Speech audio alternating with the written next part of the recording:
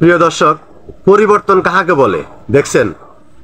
বর্তমান বাংলাদেশে যে ভয়াবহ বন্যা পরিস্থিতিতে কে কাকে কত বেশি দিতে পারে এ নিয়ে চলতেছে প্রতিযোগিতা। আর একটা সময় গত 15-16 বছর আমরা দেখে আসছি, আওয়ামী লীগের আমলে যদি 10 লক্ষ টাকা ত্রাণ আসতো, সেখান থেকে 8 লক্ষ টাকাই গায়েব। বাকি 2 লক্ষ টাকা মানুষের কাছে পৌঁছাইতে পৌঁছাইতে পাতি নেতা, ছোট নেতা, বড় নেতা তাদের হাত দিয়ে শেষ। তার মানে এই দেশের জনগণ একদম জিরো, ওরাই হলো হিরো।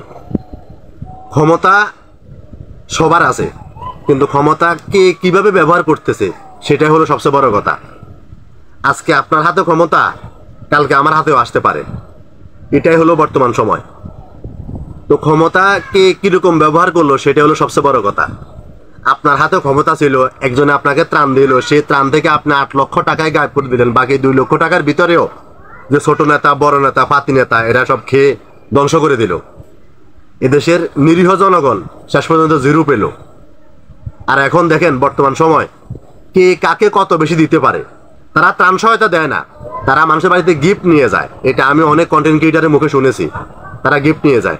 আর কয়েকদিন আগে শুনলাম আসুন্না ফাউন্ডেশনে 100 কোটি টাকা এসছে, 100 কোটি টাকা, যেটা কেউ জানেই না। কোনো অনলাইনে মিডিয়ার কোনো চোখই নেই, নজরই নেই সেখানে। তাহলে এই জাতিকে কিভাবে জমায় রাখবেন আপনি? ইন্ডিয়া গিয়ে, ভারত গিয়ে পানি ছেড়ে দিয়ে পারবেন না কখনো।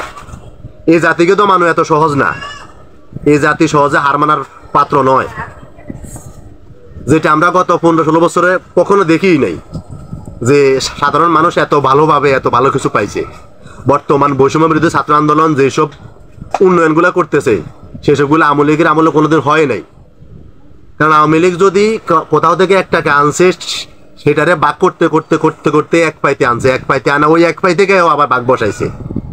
আর এখন বর্তমান সময় অসহায় মানুষদের পাশে মানুষ যে হিসেবে দাঁড়াইছে, এই জাতিকে দমানো এত সম্ভব না, এত সহজ না এই জাতিকে দমানো। এই জাতি ভাঙবে তবু মস্কাবে না। এই জাতি অনেক কঠিন এখন বর্তমান সময়। মানুষ এখন জেনে গেছে কে সাধুবাদ কে অসাধুবাদ, এখন মানুষ জানে, মানুষ এখন বুঝে। এই জাতি থেকে অনেক সাবধানে থাকবেন। এই জাতি যেই আসুক ক্ষমতায়, বিএনপি আসুক, আওয়ামী লীগ আসুক, যেই আসুক, বর্তমান ভবিষ্যৎ কাউকে ছাড়বে না। ক্ষমতায় আসতে বুঝে শুনে আসবেন।